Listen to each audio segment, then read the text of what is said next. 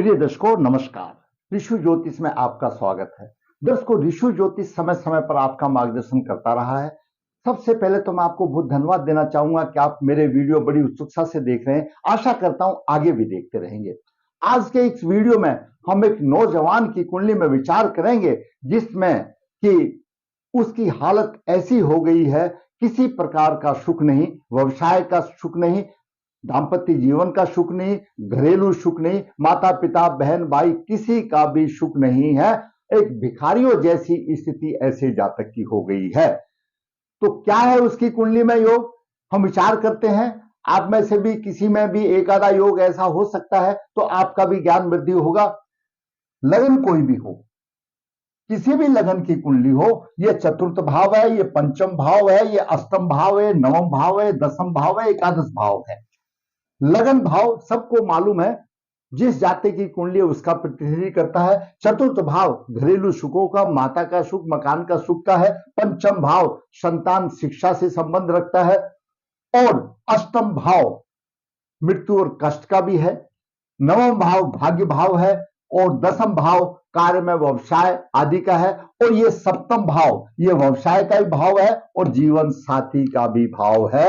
ये सप्तम भाव है, ये सप्तम भाव व्यवसाय का भी है, जीवन साथी का भी है, दसम से दसम है। और एकादश भाव आमदनी का भाव है। और वैसे तो कुंडली में 12 के 12 भावों की जो रूपरेखा होती है, एक जीवन यापन के लिए सभी चाहिए, लेकिन ये कुछ महत्वपूर्ण है जो जीवन में जरूरी है। सबसे पहला योग है दसम भाव का स्वामी। ये दसम भाव है, कार्य में प्रतिष्ठा का भाव है। दसम भाव का स्वामी अष्टम भाव में अष्टमेश के साथ हो और अस्त है। अस्त हो या ना हो, लेकिन उस कुंडली में अस्त है, तो क्या है, दसम भाव का स्वामी अष्टम भाव में हो और अष्टमेश के प्रभाव में हो, चाहे युति से या दृष्टि हो, तो प्रेत शाप होता है। ऐसा माना जाता है कि पूर्व जन्म के पाप प्रभावों के अनुसार या इनके कोई पारिवारिक जीवात्मा अतृप्त आत्मा में है, उसके प्रभाव से ऐसा योग बनता है कि दसम भाव का स्वामी अष्टम में आ जाता है और वो अष्टमेश के प्रभाव में होता है। दूसरा योग है सुख और आय भाव का स्वामी। ये सुख भाव है, चतुर्थ भाव सुख का भाव है और ये आमदनी का भाव है। इनका स्वामी अस्त है, तो ना सुख मिलेगा ना आमदनी मिलेगी। तीसरा योग है नवम भाव का स्वामी अस्त। ये नवम भाव है, नवम भाव भाग्य भाव है, धर्म भाव है। भाग्य भाव का स्वामी भी अस्त। अब आप देखो, हर एक की जुबान पर रहता है भाग्य खराब है, भाग्य साथ नहीं दे रहा, तो जिसका भाग्य अस्त है वो क्या साथ देगा। सप्तमेश पापकृति योग में ये सप्तम भाव है, इसका स्वामी पापकृति योग। पापकृति योग से द्वादश और द्वितीय घर में पाप ग्रह हो तो पाप करती योग हो जाता है। मतलब भाव के दोनों तरफ पाप करती हो तो अपना फल देने में वो सक्षम नहीं होता है। अगला है अष्टम भाव में सूर्य मंगल शुक्र और बुध, 4 ग्रहों की युति अशुभ प्रभाव डालती है। इन्हीं बिंदुओं को लेकर के हम एक पुरुष जाति की कुंडली में विचार करेंगे, जो कि बेचारे की आज की हालत एक भिखारी जैसी हो गई है और किसी प्रकार का सुख नहीं है।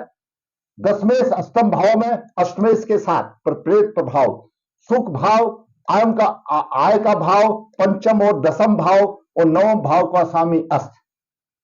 जातक का जन्म 30 अगस्त 1987 शुक्ल पक्ष 6 विशाखा चरण 1 रविवार को हुआ। जन्म के समय पर मकर लगन हुआ, 7 डिग्री मकर के हैं। तीर्थ भाव में मीन राशि में राहु 10 डिग्री लेकर के विराजमान है। वहीं पर चतुर्थ भाव में गुरु 5 डिग्री लेकर के विराजमान है, 5 डिग्री 51 मिनट लेकर के विराजमान है। अष्टम भाव में मंगल 11 डिग्री लेकर विराजमान है, सूर्य 12 डिग्री लेकर विराजमान है, शुक्र 14 डिग्री लेकर विराजमान है, बुध 22 डिग्री लेकर विराजमान है। मंगल भी अस्त है, सूर्य भी अस्त है और मंगल भी अस्त है, बुध भी अस्त है और शुक्र भी अस्त है। 3 ग्रह यहां पर सूर्य ने अस्त कर दिए। मंगल चतुर्थ भाव का स्वामी है और एकादश भाव का स्वामी अस्त हो गया। शुक्र पंचम भाव का स्वामी है, दसम भाव का स्वामी अस्त हो गया और बुध नवम भाव का स्वामी अस्त हो गया। दसम भाव में चंद्रमा पंचमेश है, चंद्रमा से द्वितीय शनि है और द्वादश केतु है चंद्रमा पापकृति योग में। इस कुंडली में चंद्रमा सप्तमेश की भूमिका निभा रहा है। तो ये ग्रहों की स्थिति रही। दर्शकों, जातक का जन्म मकर लगन में हुआ, मकर लगन के स्वामी शनि देव हैं। इनका व्यक्तित्व थोड़ा सा रहस्यमय होता है, कोई कार्यक्रम इनका निश्चित नहीं होता, स्वभाव थोड़ा सा उग्र भी हो सकता है, परंतु समय देख करके उग्र दिखाते हैं। इनका दाम्पत्य जीवन साधारण तौर पर सुख नहीं होता, अपना दोष ये स्वीकार नहीं करते, स्वभाव थोड़ा सा अड़ियल होता है, जिस बात को ठान लेते हैं उसको अवश्य करते हैं, चाहे कितनी भी हानि उठानी पड़े। लग्नेश एकादश भाव में है, यहां पर लग्नेश एकादश भाव में है और लग्नेश की स्थिति एकादश भाव में अच्छी मानी जाती है। साधारण तौर पर हम हमेशा बोलते हैं कि एकादश भाव में लग्नेश की स्थिति शुभ होती है, पराक्रमी होता है, तेजस्वी हो रहा होता है, विवेकी होता है और जीवन में किसी प्रकार का अभाव नहीं। परंतु दूसरे ग्रहों का साथ होता है, तो अगर लग्नेश यहां पर पीड़ित होगा तो जो हमने लग्नेश के शुभ प्रभाव बताए उसमें सभी में त्रुटि आ जाएगी। लग्नेश तीसरी दृष्टि से लगन भाव को देख रहा है, आत्मबल बढ़ाएगा, सम्मान बढ़ाएगा, मित्र अच्छे होंगे, तीव्र बुद्धि होगी, व्यवहार कुशल होगा। सप्तम दृष्टि से पंचम भाव को मित्रों की राशि में देख रहा है, शिक्षा संतान में अच्छा होगा, प्रवीण होगा। और अष्टम दृष्टि से दसम दृष्टि से सप्तम अष्टम दसम दृष्टि से अष्टम भाव को देख रहा है। शनि की 3 दृष्टि है, शनि ने तीसरी दृष्टि से लगन भाव को देखा, सप्तम दृष्टि से पंचम भाव को देखा और दसम दृष्टि से अष्टम भाव को देखा। यहां पर शनि ने सूर्य को भी पीड़ित किया, मंगल को भी पीड़ित किया और बुध और शुक्र उसके मित्र ग्रह हैं। तो यानी सूर्य के ऊपर भी शनि का प्रभाव आया, मंगल के ऊपर भी प्रभाव आया। अब बात करते हैं सूर्य की।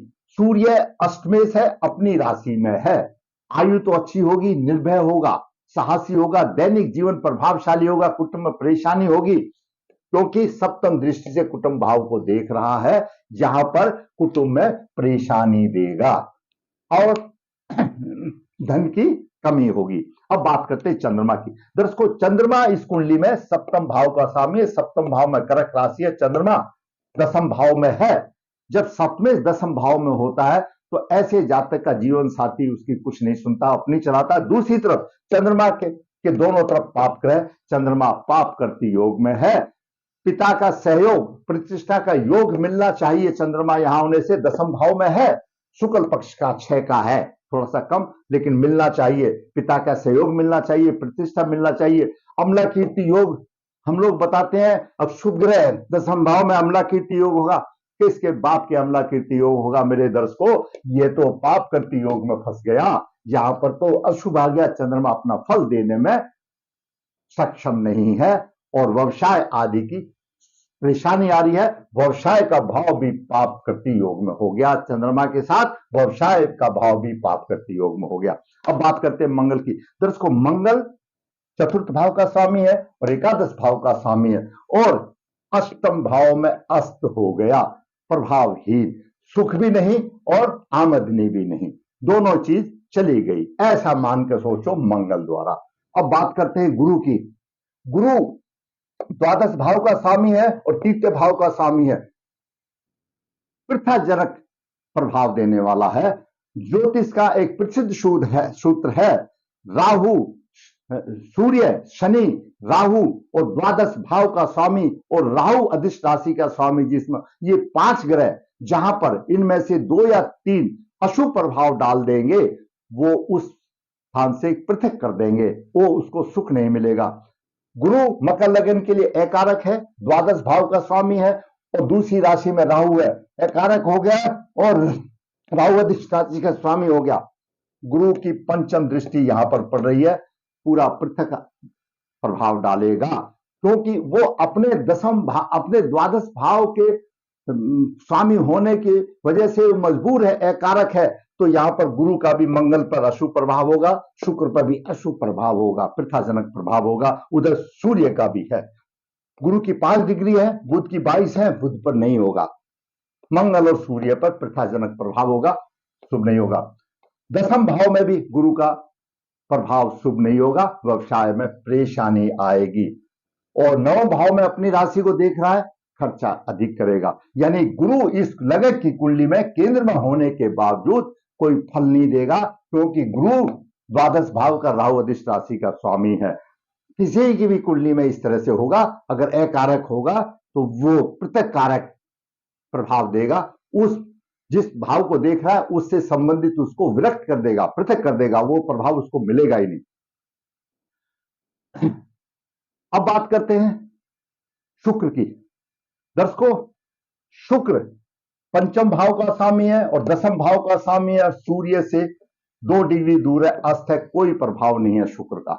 शुक्र मैं हमेशा बताता हूं, तो शुक्र के फेवर में मैं हमेशा रहता हूं कि जिसका शुक्र अच्छा है उसका जीवन अच्छा है, जिसका जीवन सुधर जाता है। शुक्र भौतिक सुखों का कारक है, दाम्पत्य सुख का कारक है और पुरुष जातक के लिए विवाह का कारक है। जितने भी भौतिक सुख है सब शुक्र के देन है, चाहे स्त्री जातक हो पुरुष जातक हो। और कुंडली में शुक्र योग कारक है, मकर लगन के लिए त्रिकोण का स्वामी, केंद्र का स्वामी अस्त हो गया, किसी प्रकार का उसको दाम्पत्य सुख में परेशानी, भौतिक सुख में परेशानी वाली बात आ गई, नहीं मिलने वाला। अब बात करते हैं राहु की। राहु मीन राशि में तृतीय भाव में है, भाई बहन की चिंता होगी, पराक्रम होगा, बुद्धि होगी, परंतु अंदर से कमजोर होगा। सब पंचम दृष्टि से सप्तम भाव को देख रहा है। यहां पर राहु की पंचम दृष्टि सप्तम भाव पर आ रही है, जीवन के साथी का स्वास्थ्य खराब होगा। और पंचम दृष्टि से सप्तम भाव को देख रहा है, जीवन साथी का स्वास्थ्य खराब होगा। और राहु सप्तम दृष्टि से कन्या राशि में भाग्य भाव को देख रहा, भाग्य की उन्नति करेगा। कन्या राशि के लिए राहु बहुत ही प्रबल कारक माना गया, उन्नति करेगा। नवम दृष्टि से एकादश भाव को देख रहा है, शत्रु की राशि है और लग्नेश शनि है, इस पर प्रभाव है, पीट रहा है। राहु पूर्वजों का प्रतिनिधि है, राहु हमारा पितामह है। जब राहु का प्रभाव लगन और या लग्नेश पर हो जाता है, पंचम भाव और या नवम भाव पर हो जाता है, तो दर्शकों ऐसा मान के सोचो, आंख मीच करके विश्वास कर लो, इनके परिवार की कोई अतृप्त आत्मा अशुभ योनि में है, जो कि मुक्ति के लिए तड़प रही है। लग्नेश पीड़ित हो गया। बात करें केतु की, राहु से अपोजिट केतु होता है, भाग्य में उन्नति, परेशानी आएगी, गुप्त युक्ति से संकट का सामना करेगा, कुछ सफलता भी मिलेगी। पंचम दृष्टि से लगन भाव को दिमाग में अस्थिरता देगा। और सप्तम दृष्टि से प्रकार में तो होगा, लेकिन नवम दृष्टि से शिक्षा संतान में परेशानी की बात बनेगी। दर्शकों, इस जातक का ये हमने ग्रहों का प्रभाव बताया। जातक की बुध की महादशा चल रही है 7/7/2020 से 7/7/37 तक। बुध अस्त है, जो ग्रह पीड़ित होगा, अस्त होगा, उसकी दशाएं भी अशुभ होंगी। तो दर्शकों, हमने वीडियो बताया दसवें अष्टम भाव में, दसवें अष्टम भाव में अष्टमेश के साथ दसम भाव का स्वामी अष्टम भाव में, दसम भाव का स्वामी शुक्र अष्टम भाव में सूर्य से अस्त है। प्रबल प्रेत शाप दोष बन गया, प्रबल पितृदोष बन गया। सुख भाव और आय भाव, सुख भाव का स्वामी और आय भाव का स्वामी, दोनों का स्वामी मंगल है, अस्त हो गया। कहां से सुख मिलेगा, कहां से आमदनी होगी। अगला है पंचम और दसम भाव। ये पंचम भाव है, दसम भाव है, केंद्र त्रिकोण है, और पंचम और दसम भाव शुक्र मकर लगन के लिए कारक है। अष्टम भाव में अस्त हो गया, कहां शिक्षा, कहां व्यवसाय, कहां चला गया। नवम भाव का स्वामी अस्त, ये नवम भाव है, नवम भाव का स्वामी बुध अस्त हो गया, भाग्य की हानि हो गई। अब दर्शकों देखिए, सप्तम भाव पर राहु का प्रभाव, सप्तमेश पाप करती योग में, जैसे तैसे शादी हुई और चली गई, कुछ नहीं बचा, खाली हो गया। ये स्थिति सूर्य मंगल शुक्र बुध जब तीन इस योग अष्टम भाव में बनाते हैं, तो ऐसा इन योगों का फल है। चतुर्थ ग्रह का यानी 4 ग्रहों का फल का ये निचोड़ निकलता है, जो हमारे विद्वानों के मुताबिक, शास्त्रों के मुताबिक, माता पिता का कोई सुख नहीं, किसी प्रकार का सुख नहीं, जातक संघर्ष और पीड़ित, बलहीन, और असामाजिक कार्य करने वाला होता है, क्योंकि अष्टम भाव में असामाजिक कार्य आसानी से हो जाते हैं, क्योंकि शुक्र वहां पर है, मंगल के प्रभाव में भी है, सूर्य के प्रभाव में भी है। और जब जीवन साथी चला गया तो चांस अधिक बन जाते हैं। दर्शकों, यह जातक के ग्रहों की स्थिति थी। अब ये जातक जब जन्म हुआ तो अपने पूर्व जन्मों के कर्मों का फल लेके आया, वो तो भोगने पड़ेंगे, कैसे भी भो, रो करके भो या हंस करके भो, कर्म का फल सबको मिला है, मिला। हाँ, शास्त्रों में उसका उपाय है, उसका प्रायश्चित है, प्रायश्चित अवश्य करना पड़ेगा। ऐसी कुंडली में बिना प्रायश्चित के नहीं हो सकता। हाँ, थोड़ी सी राहत के लिए कुछ उपाय किए जा सकते हैं। आज इस जातक को खाने के लिए तो लाले नहीं पड़ रहे, ये कहां से पितृदोष निवारण करेगा? पितृदोष तो जगह जगह पर, अमुक जगह पर, सिद्ध जगह पर होता है, जो भारतवर्ष में लगभग 64 जगह पर होता है। घर से कहां जा जाएगा? वहां पर भी कर्मकांडी पंडित जी पैसे लगेंगे, किराया भी लगेगा। जिसके पास खाने के पैसे नहीं है वो कैसे करेगा? लेकिन उसका भी उपाय है, पराक्रमी है जातक, लगन, एकादश भाव में जातक में साहस है, वो कर सकता है। ऐसे जातक को मैं कहूंगा जिसको पराक्रम है, जो साहसी है, वो कर सकता है। जो उसको कुछ थोड़ा सा काम करे और फिर आपको अपने अपने राहत मिलेगी। जब समय हो तो पितृदोष की पूजा जहां इच्छा करे वहां करा ले। मकर लगन का भागवती रत्न, शनि का, शुक्र का और बुध का रत्न गले में धारण करे। वो उतना पैसा तो उसको जुटाना पड़ेगा। अगर ओरिजिनल नहीं तो उपरतन धारण करे, उपरतन धारण करे। चंद्रमा का भी रत्न अंगूठी में धारण करे और रोजाना सूर्य को, नियमित उगते हुए सूर्य को विधिवत अर्घ दे, प्रार्थना करे सूर्य देव से। कुछ ही दिन में समझ जाएगी। एक बात और, आजकल किचन में हमारे में मटका पानी का नहीं होता है, लेकिन जब ऐसा पितृदोष आ जाता है तो पितरों के नाम का दीपक अपने मटके के पास लगाए, नहीं है तो रखना शुरू कर दे, उसमें से पानी पिए, कोई दिक्कत नहीं है। लेकिन किचन में शाम को रोज दीपक लगा करके पितरों से प्रार्थना करे, हे पूर्वजों, हे हमारे पितरों, मुझे इस काबिल बनाए कि मैं अपने दोष का निवारण करके आपकी मुक्ति कराने के लायक हूं और किसी सिद्ध जगह पर जाकर करा दूं। कुछ ही दिन के बाद आपकी मनोकामना अवश्य पूरी हो जाएगी। ये उपाय आपको करने होंगे। इन उपायों के बिना कोई राह आसान नहीं है। तो इस पक्ष में हमारा काफी अनुभव हो गया, और भी अनुभव है। ये भी एक किस्म से, जैसे डॉक्टरों का अपना अपना अनुभव है, तो हमारा भी, क्योंकि ऋषि ज्योतिष नर्मदा जी के तट के ऊपर है। यहां पर काल सदोष पितृदोष की पूजाएं की जाती है। जो इच्छुक है संपर्क कर सकता है। ऋषि ज्योतिष हाथ से पत्रिकाएं लिखता है और मेरे पास तो ऐसी ही पत्रिकाएं आती है। इस बेचारे का नंबर था, इसमें पूछ लिया, जिसका नंबर आ गया। हाथ से पत्रिका लिखता है, निचोड़ देता है, राह आसान कर देता है जुड़ते संपर्क करने की। दर्शकों, ऋषि ज्योतिष कन्या भाव के लिए गुण मिलान प्रक्रिया बिना किसी शुल्क के राह आसान करने के लिए भेजता है, जुड़ते संपर्क करने के लिए। दर्शकों, अगर मेरा ये वीडियो आपको अच्छा लगा, आप समझते हैं किसी का मार्गदर्शन हो सकता है, आपका भी मार्गदर्शन, ऐसी कुंडली में एक दो ग्रह तो हो सकते हैं, ऐसा तो कोई नहीं कि सभी ग्रह ऐसे ही होंगे, सभी आदमी ऐसे ही होंगे, तो दूसरे का भी मार्गदर्शन हो सकता है। मैं कहूंगा वीडियो लाइक करें, शेयर करें, और जिस दर्शक ने मेरा चैनल सब्सक्राइब नहीं किया, क्यों, मेरा चैनल तो नया है और मैं पुराना हूं, चैनल नया है। मैंने देखा कि जो मुझे 2 अक्षर का ज्ञान मिला है, मैं आपके साथ बांटकर आपका मार्गदर्शन कर लूं, तो नया है। और आप अगर सब्सक्राइब करेंगे तो मेरा मनोबल ऊंचा होगा और मुझे भी ऐसी वास्तविक कुंडलियां बना करके आपका मार्गदर्शन करने में बहुत ही आनंद आएगा। धन्यवाद।